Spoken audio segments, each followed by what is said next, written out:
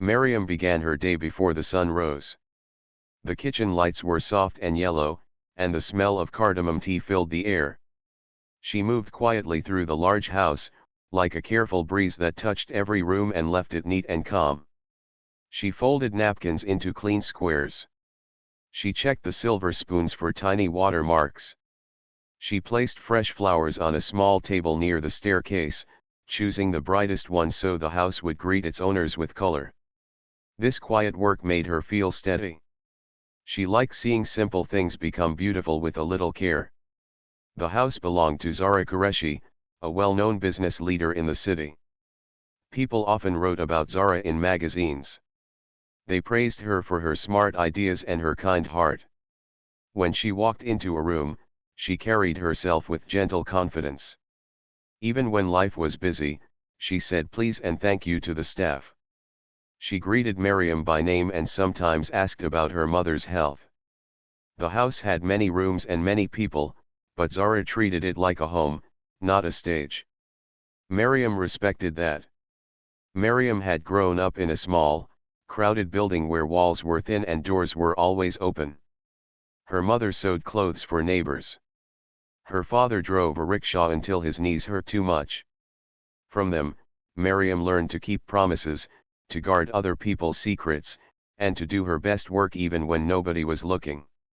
These lessons traveled with her across the city every morning, in the bus and then on foot, up the hill to the wide iron gate. Inside, she was a housekeeper, but she also felt like a quiet guardian. She wanted the home to feel safe, ordered, and kind. Zara's husband, Rasa, was handsome in a polished way. He wore crisp shirts and liked his cufflinks to shine. He moved quickly, always checking his phone. He smiled for guests and laughed at the right moments. Many people seemed to like him. He helped with Zara's charities and attended bright events with cameras and lights. He knew how to turn small talk into big friendships. But around the staff, he sometimes changed. His voice could become flat. His eyes could look past people as if they were part of the furniture. Miriam noticed this but kept her thoughts to herself. She kept her eyes on her work.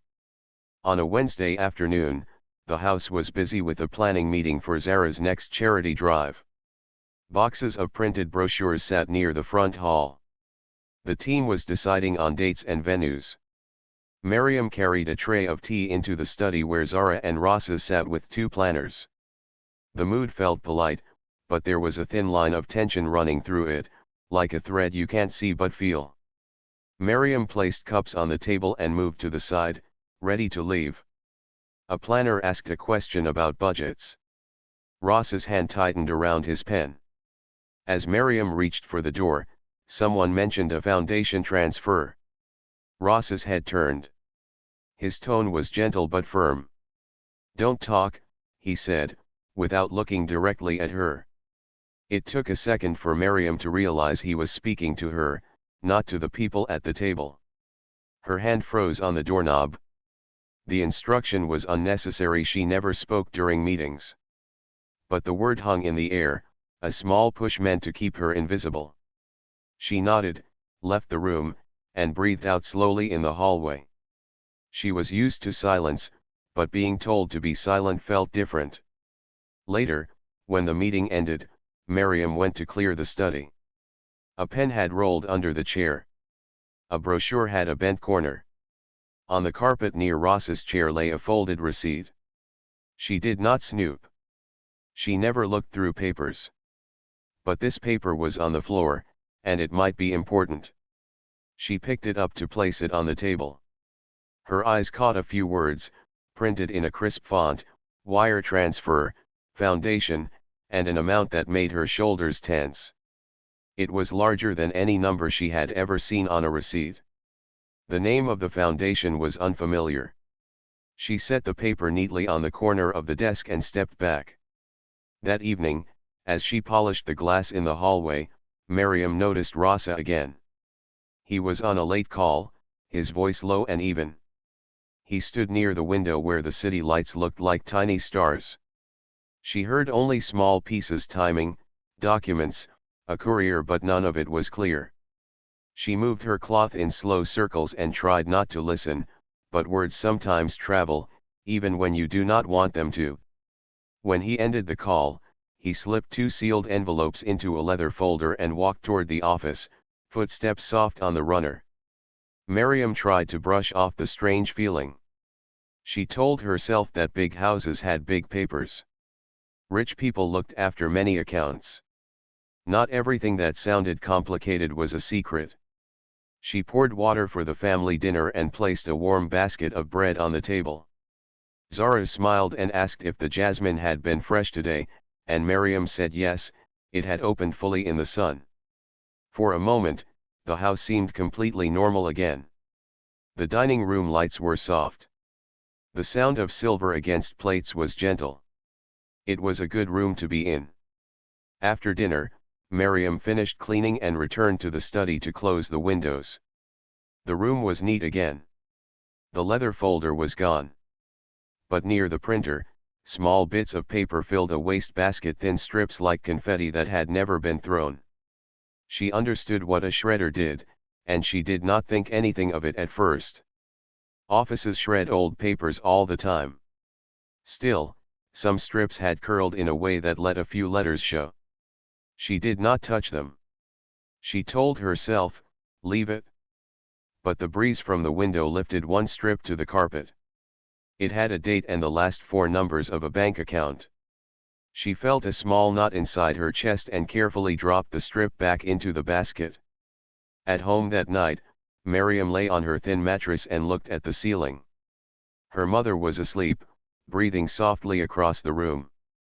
Miriam tried to think of nothing. She counted her steps from the gate to the kitchen, from the kitchen to the study, from the study to the laundry, like a quiet game. She reminded herself of her plan: arrive early, do excellent work, stay polite, save a little money each week. But her mind returned to the receipt, to the careful tone of that phone call, to the sudden don't talk. She did not want to imagine problems. She wished for simple days. Morning brought routine back, like a blanket laid over nervous thoughts. Miriam checked the pantry, made the tea, and ironed the napkins. She greeted the guards and watered the potted palms near the glass doors. When Zara came down the stairs, Miriam noticed something gentle but heavy in her eyes, as if she had slept near a storm. Zara still said good morning kindly. She still asked about the flowers. Yet she kept glancing at her phone, then the window, then her phone again, as if measuring time. Miriam wanted to say, is everything all right? But she did not. It was not her place. She chose her usual smile, small and warm, and let the day unfold. By late morning, a courier arrived. He was polite and quick. He passed through the hall with a neutral face and left with the same quiet steps. Miriam saw only the edges of his presence: the small beep of the entry log, the flash of a name badge, the leather bag across his shoulder. The house kept moving around him, smooth and practiced, like water around a rock. Miriam wrote nothing down. She only noticed. It was part of her gift, and sometimes a burden. In the afternoon, a charity planner returned for a brief follow-up. While the planner waited in the hall, Miriam offered a glass of lemon water. The planner spoke kindly about the upcoming event and how much it could help a school. Miriam liked this part of Zara's life, the part that gave. It made the big house feel less far from the small places Miriam knew. She felt proud to work in a home that tried to do good. She wanted that image to stay clear, like a glass you can see through easily. When the planner left, Miriam carried a small basket of laundry to the upstairs corridor. A paper fluttered from the folded towels and landed near her foot. She bent to pick it up, thinking it was a simple note about dry cleaning. It was the same receipt she had placed on the study desk the day before. Her breath caught. Had someone moved it? Had the wind taken it? Had a hand placed it here by mistake? She looked both ways down the quiet hall. No one stood there. The house was calm. She held the paper gently, not to crease it. The foundation's name looked strange again, like a word in a language she almost knew but not quite. Miriam stood very still. She thought of her mother's advice: if you see something important, do not panic. First, be honest in your own heart. Second, do the kind thing if you can. Third, protect your good name. She folded the paper once, carefully, and tucked it back into the towel basket. She would return it to the study and place it somewhere obvious, where the owner would find it. That was all. She would not read it again. She would not guess. She would let the house return to its steady sound of clocks and footsteps. Yet, as she walked toward the stairs, she felt a new kind of attention in the air, as if the house itself was listening. Maybe it was only in her mind. Maybe it was simply the echo of that small command, "Don't talk," moving through quiet rooms. Miriam was good at not talking. But she was also good at seeing. And once you see, you cannot unsee. She paused at the top of the stairs and looked down at the bright entrance hall, at the flowers she had arranged, the polished floor, the light catching on the brass rail. This house deserved peace. Its owner deserved trust. She reached the study and placed the receipt on the center of the desk, straightening it as one might straighten a picture frame on a wall. Then she took a step back, checked that the windows were closed, and smoothed the table runner. The room looked perfect again. But a small thought stayed with her, like a tiny bell ringing far away. She did not know what it meant yet. She only knew that she had heard it. She turned off the light, pulled the door until it clicked softly, and carried the laundry basket down the hall, the folded towels warm and even under her hands. The next day began with a soft drizzle. The garden stones looked darker, and the air smelled clean. Miriam liked rainy mornings because the house felt quieter, as if everyone's voice had turned one step softer. She moved through the kitchen, set the kettle on the stove, and laid out cups and saucers. Her hands were quick and sure. She liked the rhythm of small tasks done well. It gave her a calm center when her thoughts were busy. She carried a tray of tea to the breakfast room. Zara was there, reading messages on her phone, a shawl tucked over her shoulders. "Thank you, Miriam," she said with her gentle smile. Rasa came in a moment later, talking into an earpiece, eyes bright with purpose. He gave a short nod at the tray, then sat down and scrolled through his screen. The family ate in soft clinks of cutlery. Miriam refilled the tea and stepped back, her face as quiet as a lake. When the table cleared, she walked the tray back to the kitchen and took a simple breath. She reminded herself to be steady. She had work to do: dust the study shelves, water the hallway plants, check the guest room linens. The study door was slightly open, so she knocked with her knuckle and waited. No answer. She stepped in. The desk lamp was on, though the room was empty. A thin scent of printer ink hung in the air, and a soft hum came from the shredder near the cabinet, as if it had been working very recently. The wastebasket was full of thin strips, pale and curling. Miriam stood at the edge of the rug. She did not touch anything. She was careful to clean without moving papers. Still, the wastebasket was overflowing. A few strips had fallen to the floor and stuck to the polished wood. She stooped to pick them up so the floor would look neat. When she lifted them, her eyes caught a word here and a number there. It was like seeing pieces of a sentence through a fog: an invoice date, a vendor name she did not recognize, an amount that looked too round and too large. She placed the strips gently back into the basket and tucked the stray ones under the rest so they would not blow out again. On the desk, the leather folder from the night before was gone. In its place, a new stack of glossy brochures sat neatly aligned. The top one showed smiling children and a promise of bright classrooms. Miriam felt a warm push in her chest at the hope on the page. She wanted this promise to be true. She wanted the money to go where the smiles were. She dusted the shelves with a light hand, touching only the parts that gathered dust, never the personal things. A photo of Zara shaking hands at a school opening stood near the window. In it, Zara's face was bright and open. Miriam paused, then moved on. As she left the study, she saw Rasa walking down the hall toward her. He stopped at the doorway. His tone was easy. "Everything in order here?" he asked. "Yes, sir," Miriam said. "I only dusted the shelves." "Good," he said, his eyes passing quickly over the desk. His smile was smooth but brief. "Be careful around the documents."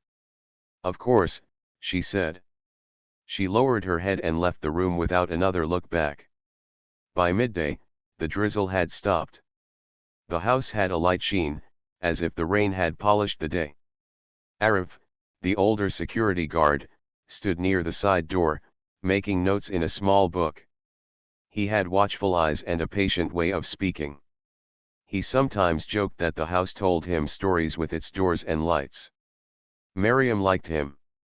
He treated everyone with the same quiet respect. She brought him a cup of tea on her break.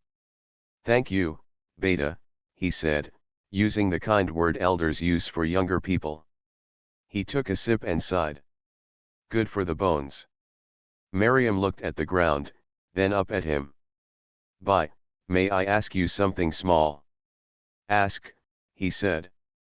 "If there is a guest or a delivery that comes often," she said slowly, choosing her words with care, "do we record that?"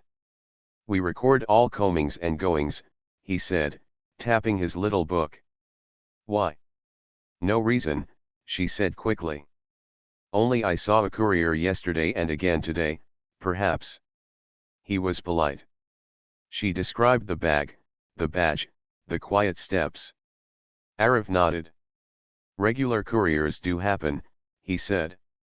"Some bring papers. Some bring flowers." He glanced at her face. "You look thoughtful. If there is something on your mind, remember, some things are not for us to fix. We keep the place safe, we note what we must, and we don't risk our good name." Miriam felt the weight of his words settle gently on her shoulders. "You are right," she said.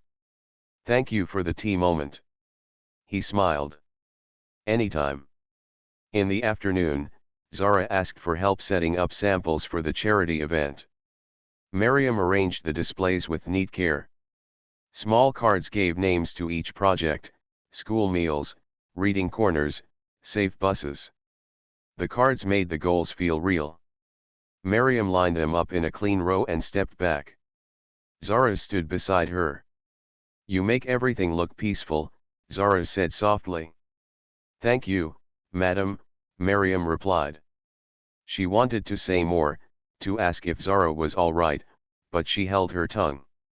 There was a thin tiredness under Zara's eyes. A moment later, the door opened, and Rasa walked in with a planner and a bright tone. He complimented the arrangements, then checked his watch. During that same hour, a small storm blew into the house. It arrived as a question, sharp and sudden. Rasa's voice called from the dressing room upstairs. "Miriam, please come." She went right away, hands folded. Rasa stood near a velvet tray of jewelry. His expression was calm, but the calm felt like a surface over running water. "A diamond earring is missing," he said. "It was here." Miriam's stomach tightened but her face stayed still. "I have not touched the tray, sir," she said. "I only polished the mirror this morning. I did not open the drawers." He nodded slowly. "Of course," he said. "Still, it was here, and now it is not." Zara stepped in, surprised. "What's happening?" "Nothing major," Rasa said easily. "One earring is misplaced. We will find it. But let's be careful with access to the study and dressing room for a few days. Just until the new audit is done." Miriam felt a soft sting at the back of her eyes, not of tears, but of hurt. The words were not a direct blame, but they hung in the air like a question about her honesty. She looked to Zara. Zara's face was thoughtful and kind. Miriam, she said gently, please do keep your work to the main rooms for now. I know you are careful. We just need to keep track of things. Yes, madam, Miriam said. Her voice was steady. She left the room with quiet steps. In the hallway, she let out her breath. The house felt larger all of a sudden, as if the rooms had moved away from her. She went back to the kitchen and wiped the counter, a task that did not need doing, but it helped. Lemon and soap filled the air. Her hands remembered their skill. A few minutes later, she went to the pantry to count supplies. On the counter by the fruit bowl, a phone buzzed. It was Ross's, screen lighting up, a message banner sliding across. Miriam did not intend to look. The glow simply caught her eye. She saw only a few words before she turned away, move funds before audit. Keep her quiet. She placed the basket of onions down a little too quickly. One rolled across the counter and bumped her wrist. She stopped and held the counter edge, steadying herself. She did not want to jump to ideas that could be wrong. Words can mean many things. Audits happen. Her could be anyone. Even so, a small chill ran through her. It was like hearing a door click shut somewhere far inside the house. That evening, when the day had slowed, she brought Zara a tray of tea to her sitting room. Zara thanked her and asked about the new house plants. The conversation was light, but Miriam saw the same thin tiredness in Zara's eyes. She wished she could place a good word right in Zara's hands, like a small fruit, and say, this is the truth. But she could not. She did not have full answers. She had only pieces. After finishing her tasks, Miriam checked the laundry room before leaving. The room was warm and smelled of soap. A dryer hummed softly. She folded towels into neat stacks and set aside a small pile of mending for the morning. When she turned to lift a basket, she saw a slip of paper resting on top of the clean linens. It was not a label. It was a torn half-sheet, plain and unmarked except for block letters written in dark ink. The letters were large and steady, as if someone had not been in a hurry. Don't talk. Last warning. The words were so simple that for a second she did not feel them. They sat on the paper like heavy stones. Then they dropped into her chest. She looked toward the door. The hall beyond was empty. The clock ticked in the corner. The dryer finished and clicked off, and the room became very quiet. She picked up the note with 2 fingers, as if it might stain. She did not know who had placed it there, or when. Many people passed the laundry room in a day, staff, couriers, sometimes even family. She turned the note over. The back was blank. No name. No mark. Only the same simple paper. Her first thought was to throw it away and pretend it had never existed. That would be the easiest way to keep her heart from shaking. But her second thought was stronger. If someone wanted her to be afraid, it was because fear made truth small. She breathed in and out, counting to 4, the way her mother had taught her when troubles grew taller than they were. She slipped the note into an envelope from the office supplies, sealed it, and wrote nothing on top. She placed the envelope at the bottom of her bag next to her lunchbox. Then she washed her hands, as if she could wash the words off her skin. On the way out, she passed Arif at the gate. The sky was clear now, the rain a memory. He gave her a small nod. Long day, he asked. Just full, she said. Full days pass, he replied. Get rest. She walked down the hill toward the bus stop, her steps measured. The city lights were steady in the evening air. Buses came and went with doors opening like soft sighs. She reached into her bag and touched the sealed envelope, just to know it was there. She did not yet know who to show it to. She did not want to start a fire where there might only be smoke. But she also could not pretend that the air was clear. At home, her mother asked about her day. Miriam smiled and said the flowers in the entrance hall had looked especially bright. She made tea, set 2 cups on the table, and talked about simple things, the new soap brand, the taste of the bread from the corner shop, a neighbor's cat that had decided their doorway was a good place to nap.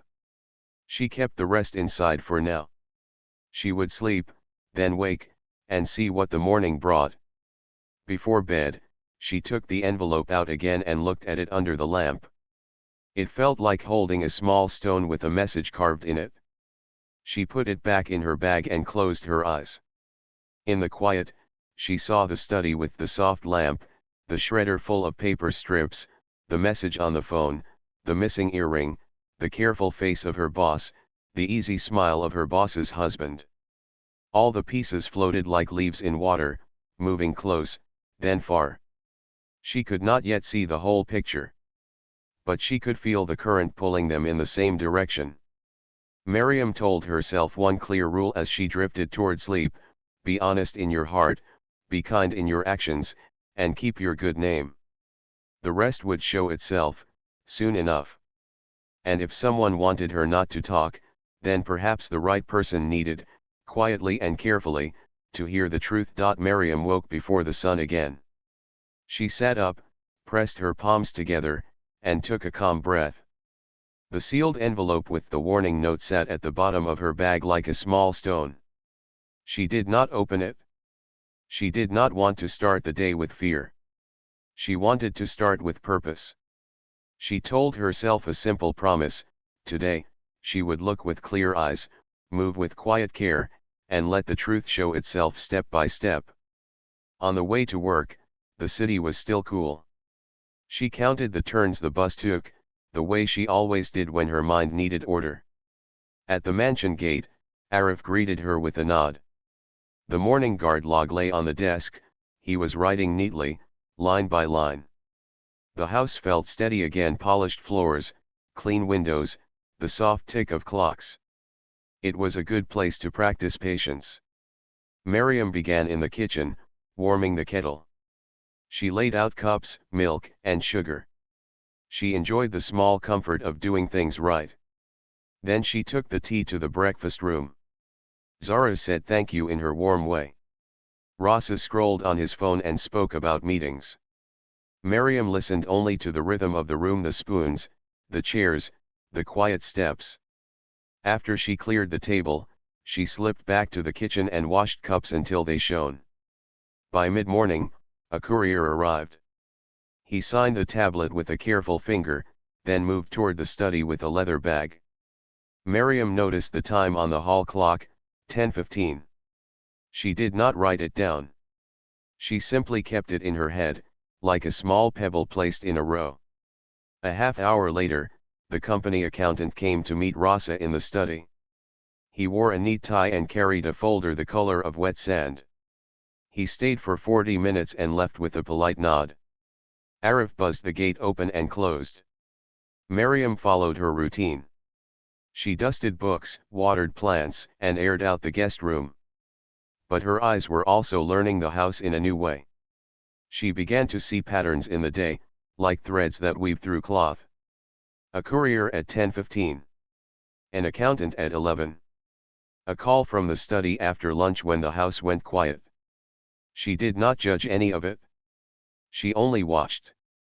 In the afternoon, she found Arif near the side door checking camera status lights. "Bye," she said softly, "may I ask a careful thing?" He looked up, kind and alert. "Ask." "When couriers come often," she said, "do we keep their names in the visitor record?" "The normal one. Not private things. We note whatever is on the badge or the delivery form," he said, tapping the tablet on his desk. "If there is no name, we write the company and time. It's all official." "Why?" Miriam hesitated, then chose honesty without saying too much. "I try to keep proper order in the house," she said. "Patterns help. I saw the same courier bag yesterday and today. I wondered if it was the same person." Arif considered her for a moment. "There is no rule against you looking at the log if you are curious about timing for cleaning," he said. "Stand here. I will scroll." No photographs, no notes, only eyes. His tone was warm but firm, the tone of a person who follows rules and teaches others to do the same. He scrolled through the entries while she stood beside the desk. She saw a company name that matched the foundation on the strange receipt from the study. The courier had come 3 times in 5 days. Each time, he arrived within the hour before a meeting with the accountant or a video call marked as finance. It could be normal, she told herself. Foundation sent many papers. But the timing lined up so neatly that it caught her breath for half a second. "Thank you," she said to Arif. "This helps me with my cleaning schedule." "Good," he replied. "Remember, be wise with what you know." "I will," she promised. In the late afternoon, while the house settled into its quiet rhythm, Miriam stood at the end of the long hallway and thought about what to do next. She was a housekeeper, not a lawyer. She did not want to accuse anyone. She did not want to harm the home she cared for. But she could not ignore what she had seen: the strange receipt, the shredded papers, the warning note, the message about moving funds, the courier pattern right before finance meetings. Her heart asked for a way to share concern without blame. She took out a blank sheet of paper from the office supply drawer and a blue pen. She sat at the small staff table, where the light was gentle and the air smelled faintly of lemon. She wrote slowly, choosing simple words: "Madam, please forgive this unsigned note. I do not want to cause worry. I care about your home and your good name. Please look at the dates and times of the last week's courier arrivals to the study and the meetings that came after. Also, please review any transfers connected to the foundation name that was printed on a receipt in the study. I may be wrong. If so, please throw this away. I only wish to guard what is honest. Respectfully, someone who serves your house." She read it twice. It was plain. It was polite. It asked for a look, not a judgment. It asked for care, not conflict. She folded the paper and placed it in a simple envelope without writing any name. Then she waited for a moment when the upstairs hall was empty and slipped the envelope onto Zara's reading tray, the place where Zara kept her planner, a book of poems, and notes from the charity team. Her hands trembled a little as she walked away. She washed them under cool water and counted to 10.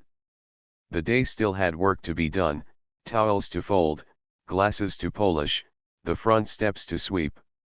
She did each task with extra care, as if neatness could keep her heart from racing.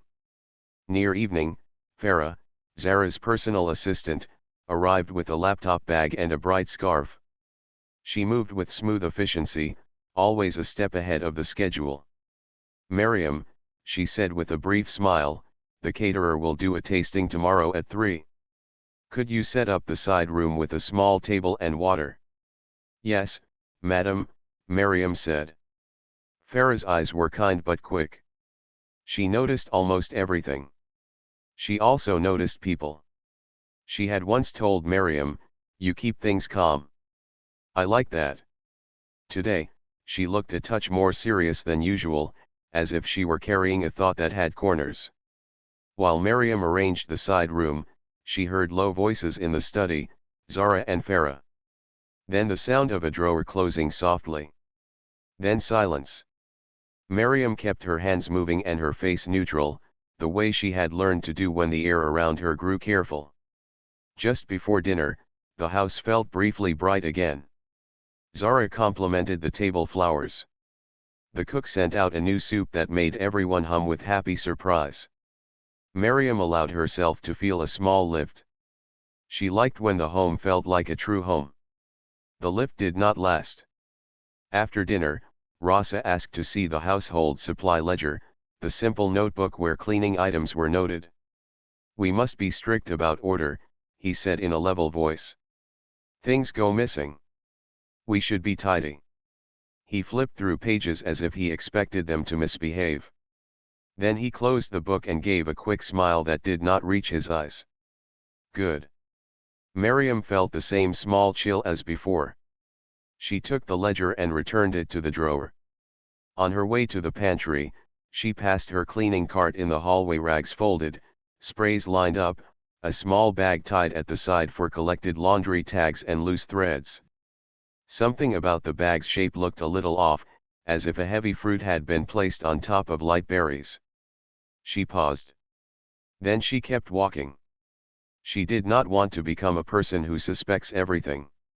10 steps later, Ross's voice sounded behind her. "Miriam, a moment." She turned. He stood beside her cart, holding up a small designer wallet with a quiet frown. "This was tucked into your bag," he said.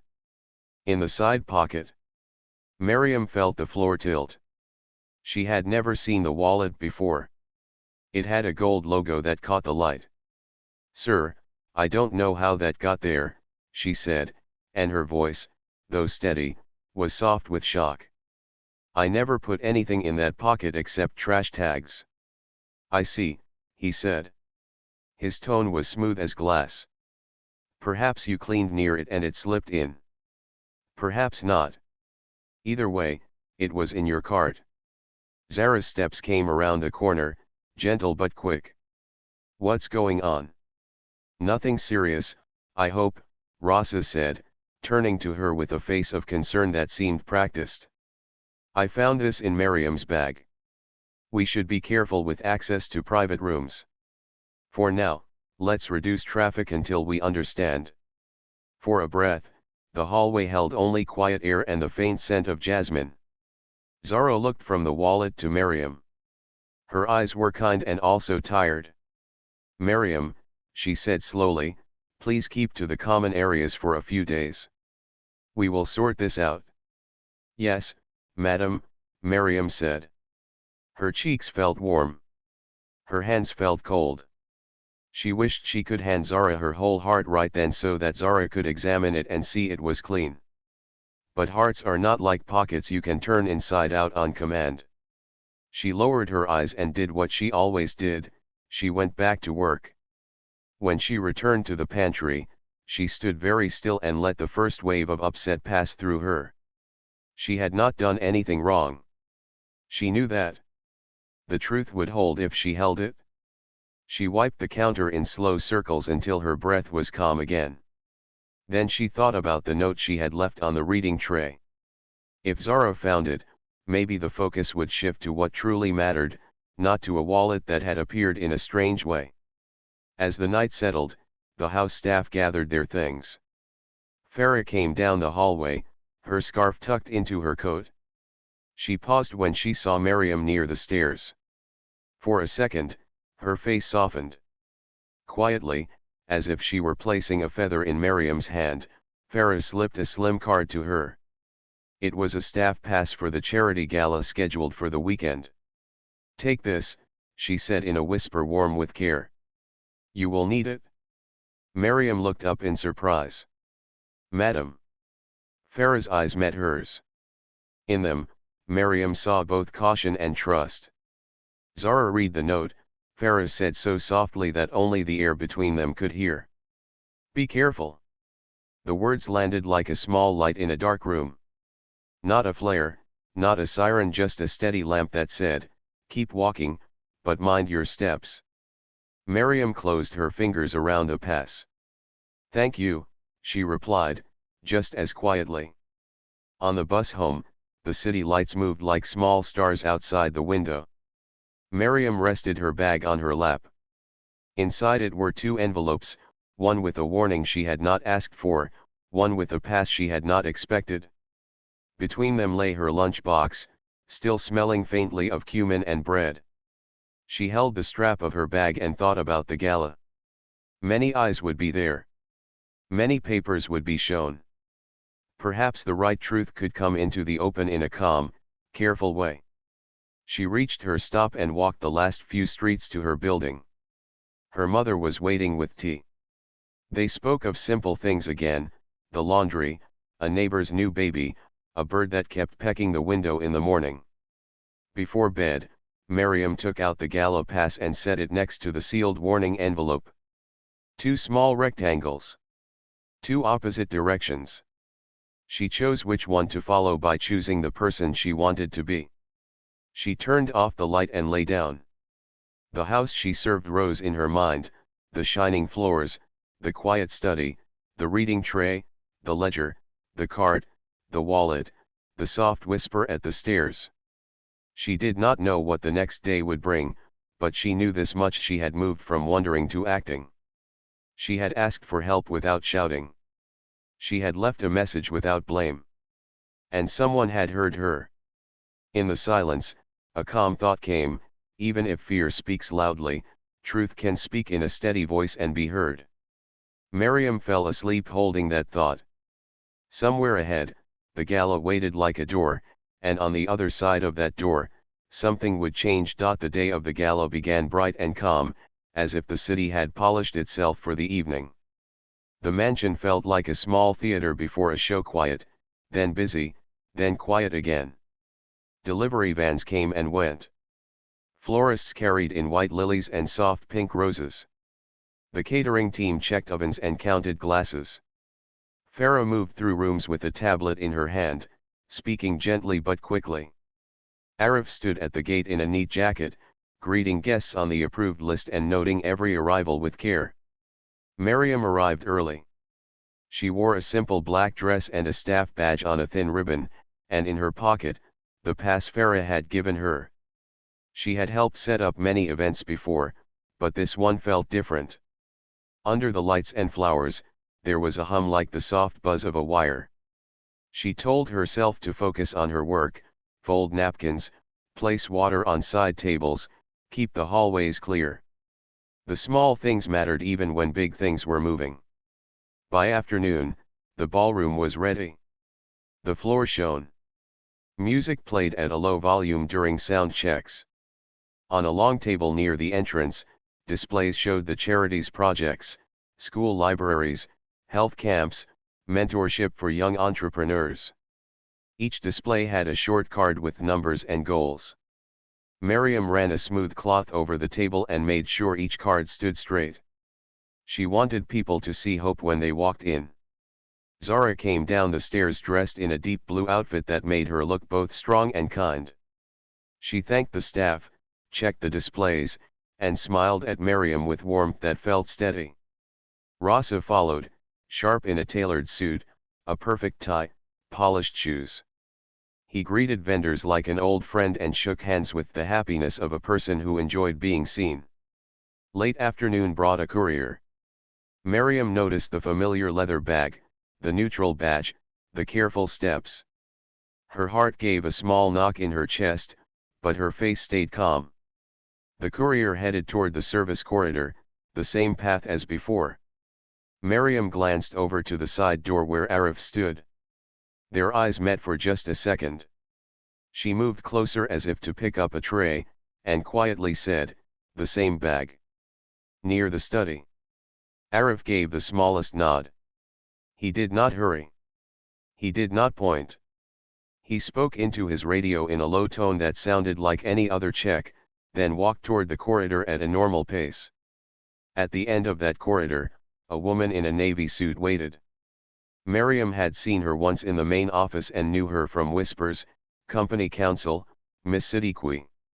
She had a calm way of speaking that made people straighten their backs.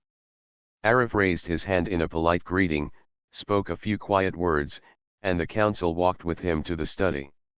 Miriam did not follow. She returned to the ballroom and placed water glasses at the corners. Yet her ears felt alert, as if the house were a radio set to a careful station.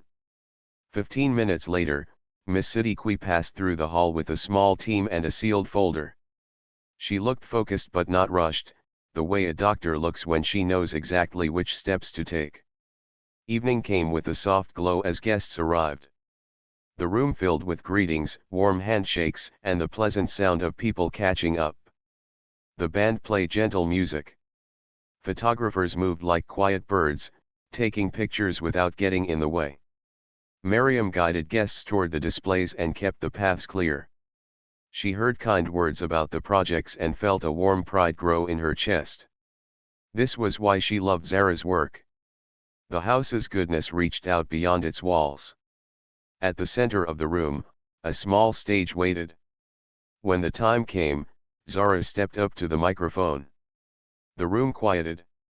Her voice was clear but soft. "Thank you for coming," she said. "Tonight is about simple promises kept well, books in hands, safe buses on time, meals that arrive with dignity. We do this together." People nodded, some smiling. Zara paused. She looked down at a card, then up again, not at the lights but at the faces. "Before we celebrate," she continued, "I want to share a decision. In the past few days, I received a message from someone who cares about this home and the work we do. That message asked me to look closely at some dates, couriers, and transfers. I did. Because of that, we are starting a review of our foundation accounts to make sure every rupee reaches where it is promised. I thank the person who cared enough to speak, and I ask for your patience as we do the right thing." The room stayed quiet in a respectful way. People glanced at one another with thoughtful faces. Miriam felt her breath catch and then settle. She did not move. She did not smile or look around. She simply let the words land. Rasa stepped up beside Zara and took the microphone with a smooth, light laugh. "This," he said, "is why I love my wife. She is brave and careful. Friends, do not worry, it's a routine check. Audits keep us strong. We are proud of our transparency." He spread his hands as if offering the room a small gift. The audience relaxed a little and clapped. He looked at Zara with a practiced smile. She nodded politely. From the corner of her eye, Miriam saw the courier again near a side door. He was handing a small envelope to a man in a dark suit who did not look like staff. The movement was discreet but quick. Miriam didn't step closer, that was not her place. But Arif did. He approached with an easy expression, asked to see badges, and then directed the two men to the registration table to collect the proper wristbands. His tone was friendly, his hand light. The two men followed. Miss Siddiqui's team drifted toward the table as well, as if simply greeting new guests. Papers were checked. Names were asked. Pens moved on forms that did not tolerate confusion. The man in the dark suit left a few minutes later without the envelope.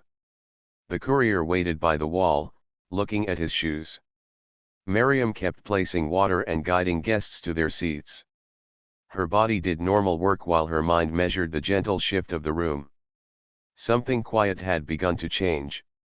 Truth, like fresh air, was entering without drafts. After the first speeches, dinner began. The lights softened. The band played a song with a hopeful mood. Miriam took a tray into a side conference room where extra glasses and coffee cups were kept. As she set the tray down, she heard voices through the slightly open door that led to a smaller lounge. Zara, Rasa, and Miss Siddiqui. "We can explain this," Rasa said in a careful tone. "It's a timing issue. The vendor invoices overlap with foundation transfers. It's normal. There are repeated invoice numbers," Miss Siddiqui replied, calm as a level table. "And identical amounts posted within minutes, labeled to different projects. We have a duty to pause and verify." Zara spoke next, not angry, not cold. "I want every account checked. If something is wrong, we fix it. If something is right, we show it." There was a small rustle, like a page turning. Ross's voice lowered. "We do not need to make this public," he said. "Don't talk about internal matters to curious staff or guests." Miriam felt the words in her body like an echo she knew too well. Don't talk. She did not move. She did not step closer. She placed the tray down and turned to leave, her heart steady but awake. Through the door, she heard Miss Siddiqui again, firm like a soft bell. "We are already following protocol. I've initiated holds on the flagged accounts. The bank has been notified, and they have acknowledged. We'll cooperate fully with regulators if needed." Miriam returned to the ballroom and met Farah near the stage steps. Farah's eyes were bright with focus, not fear. In her hands was a thin binder with sticky notes on the edges. For Zara, she whispered, and then, noticing Miriam's calm face, she added in a low voice, "It helps to have dates in order." The evening moved forward. Guests ate, laughed, and gave generous pledges for the new school library. The stage lights made everything look kind. Yet under the warmth, careful steps continued. Miss Siddiqui spoke with the accountant, then with Arif, then with event managers. Forms were checked. Transfer confirmations were requested. Bank officers called back. The word freeze was not said loudly, but it lived in the pauses. Near the end of dinner, Zara stepped back to the microphone. "Thank you for your trust," she said. "Our projects continue. Our review begins tonight. We will communicate updates openly." The room applauded. Some guests stood to show support. It was not noise for show, it was the kind of applause that says, "We are with you in steady ways." Rasa joined her on stage again, clapping with the crowd, smiling. Then he leaned close and spoke words that looked like praise. From a distance, it looked perfect. Up close, Miriam saw something else, the tight line at the edge of Rasa's mouth, the way his eyes did not soften when he smiled. She had learned, over years of quiet work, to read the space between words. As people moved toward the dessert tables, two officials entered the venue with calm posture, one from a financial regulator and one from a local compliance unit. They did not wear harsh expressions. They did not raise their voices. They simply showed badges to the event manager and asked to speak with the company counsel. Arif guided them politely. Miss Siddiqui greeted them with professional courtesy. They stepped into the side room, papers were placed on the table, and pens made neat marks. It felt less like a storm and more like a careful rain that cleans a dusty street. Word did not spread like gossip. The band kept playing. Guests tasted small cakes and spoke about books and schools. The work of truth often happens in quiet rooms while the rest of life continues. Miriam carried a coffee pot, refilling cups with a steady hand. When she passed the side room, the door was almost closed. Through the gap, she could see Zara standing by the table, a ledger open in her hands, a calm light in her eyes that came from choosing clarity over comfort. Rasa came to the doorway, adjusting his cuff. For a moment, he and Zara faced each other. The regulator's officer stood a few steps away, waiting politely. Miss Siddiqui had a pen in her hand and a small stack of flagged invoices beside her. Farah held a folder with tabs in steady fingers. No one moved fast. No one spoke loudly. The air itself seemed ready for the next true sentence. Miriam stood at the edge of the corridor, half in shadow, her tray balanced, her back straight. She was only a housekeeper, and yet her care had helped to open this door. She felt no triumph, only a calm hope that the house she served would stand on honest ground when the night was done. Zara looked down at the ledger one more time, then lifted her head. She turned fully toward Rasa, the pages resting against her palm, and took a simple breath as the regulator and counsel waited for her words. The night of the gala ended quietly, like a lamp being turned down. Cars rolled away from the mansion.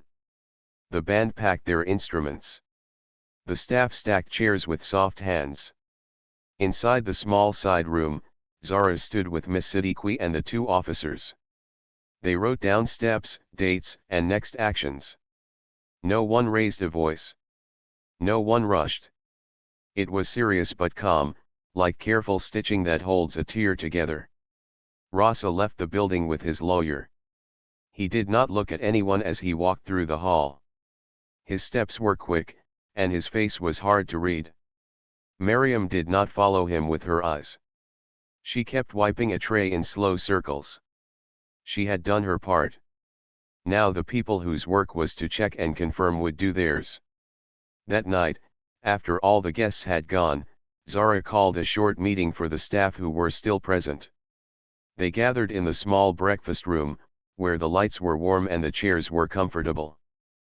Farah stood near the wall with a notebook. Arif leaned on the doorframe, hands folded.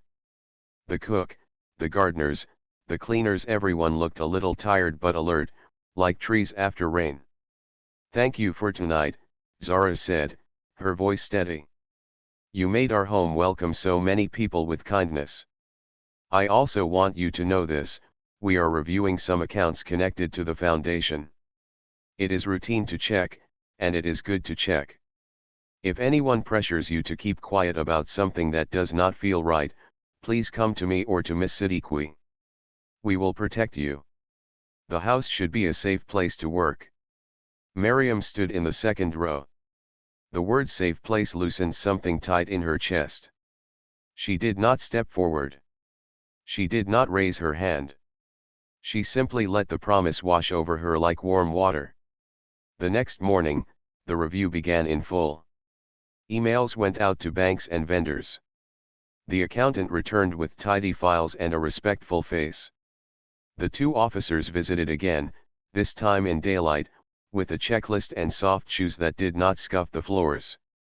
Miss Siddiqui moved through rooms like a patient teacher, asking, listening, confirming. She said thank you often.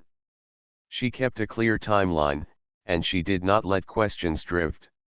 For Miriam, the days became a mixture of normal work and quiet watching. She still polished silver, set flowers, and folded laundry. She still made tea, watered plants, and welcomed couriers. But she now saw small signs of change: locked file drawers with new seals, emails that used clear words, a notice board in the staff room with a new policy titled "Speak Safely." On that board, a simple card showed a phone number and a promise: report any concern here. No punishment for honest words. One afternoon, Farah came to the kitchen doorway and asked, "Miriam, do you have a minute?" Miriam wiped her hands and followed her to the small office by the garden. Zara was there, sitting in a clean, bright chair with sunlight on her shoulder.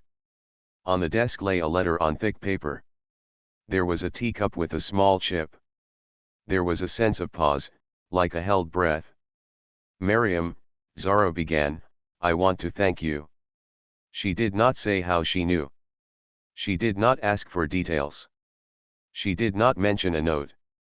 She simply held Miriam's eyes with soft respect. Because someone cared enough to speak, we were able to act. I am grateful. Miriam kept her words simple. I care about this home, she said. I know, Zara replied. And I want you to stay. More than that, I want to make room for your future. She looked to Farah, who passed a folder across the desk. Inside was a printed letter with a neat heading, Household Coordinator Offer. There was also a small card that said, Education Support, Evening Program Scholarship. We would like to promote you, Zara said. You already manage details with a calm mind. With this role, you'll help train new staff, schedule vendors, and keep routines strong. And if you wish to study in the evenings, we'll cover tuition for an accredited program, administration, accounting, or any field you choose. For a second, Miriam could not speak. The words in her throat felt like a small flock of birds trying to rise at once. She finally said, Thank you, madam. I will work hard. Zara smiled. You already do. After that meeting, life did not turn into a festival. It became better in a steady way. Ross's name appeared in newspapers with phrases like under review and subject to inquiry. The foundation's accounts that looked unclear were paused. Vendors who had billed twice were asked to explain. Some apologized and returned money. Others faced official questions. There were no shouting matches, no great scenes.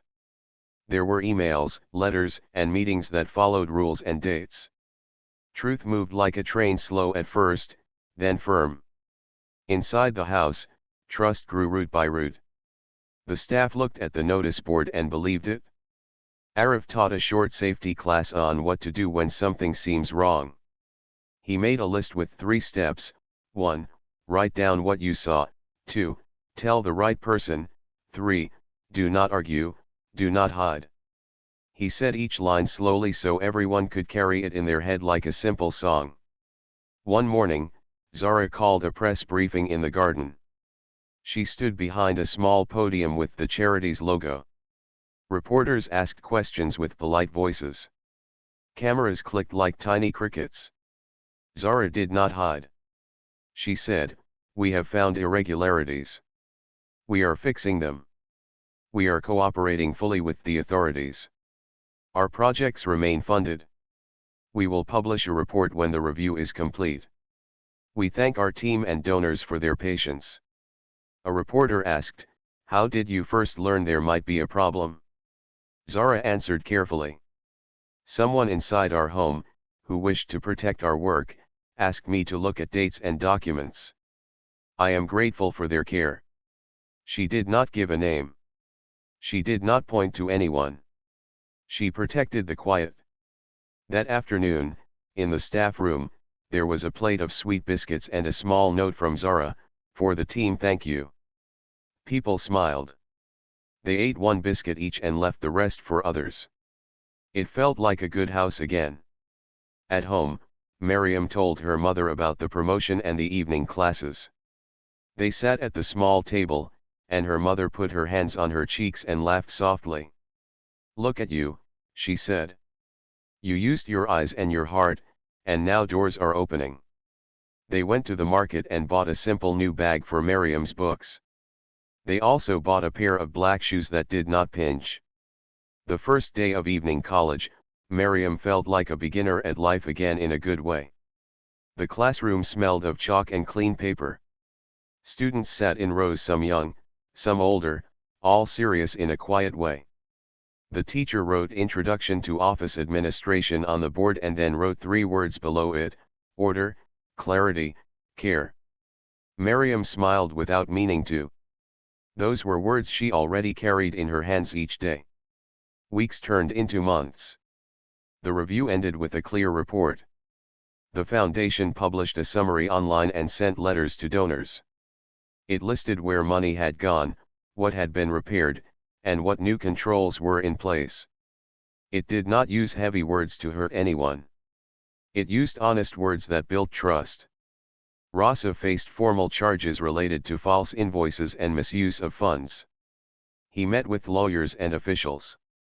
He did not return to live in the house. The point of this part of the story was not punishment, it was light.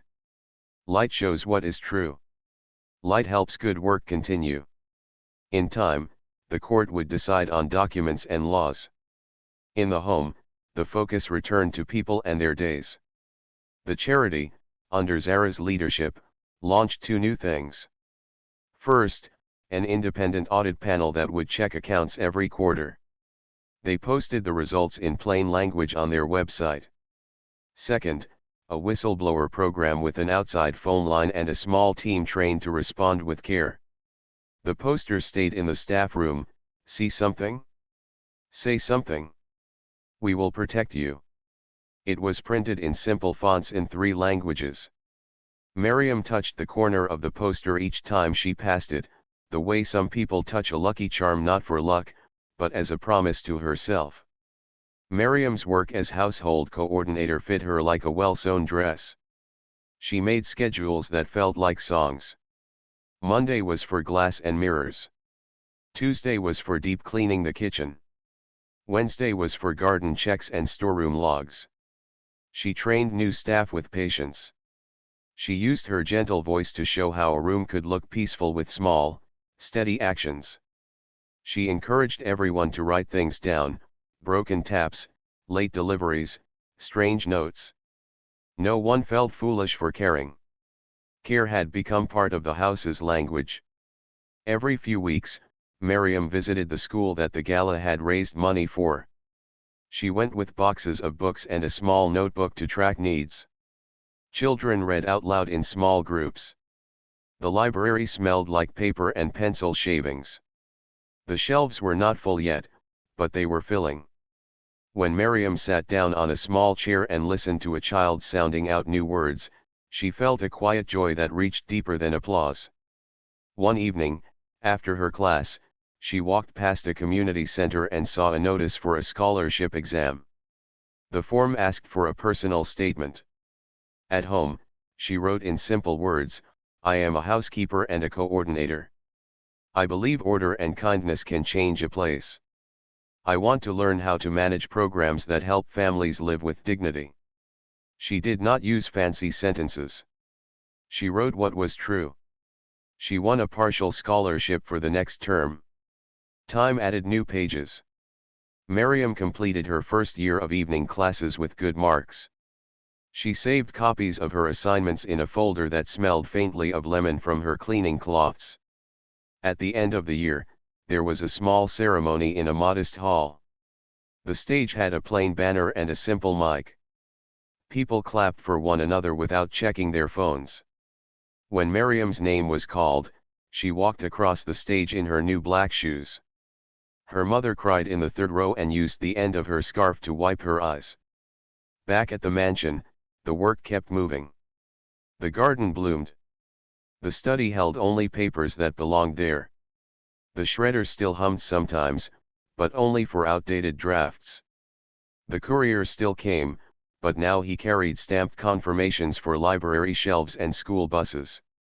Arif still stood at the gate with his neat log. Faraz still moved through rooms with a quick mind and a kind smile. Zara still said please and thank you, and her thank you felt even fuller than before. One afternoon, Zara and Miriam had tea in the small office by the garden, the same place where the offer letter had rested months earlier. They talked about the new library, the staff training, and a plan to start a reading corner in the staff room. The sun fell across the desk in a warm square. A tiny spider built a careful web in the window corner, strings of light catching light. Zara set down her cup. "Do you remember the words 'don't talk'?"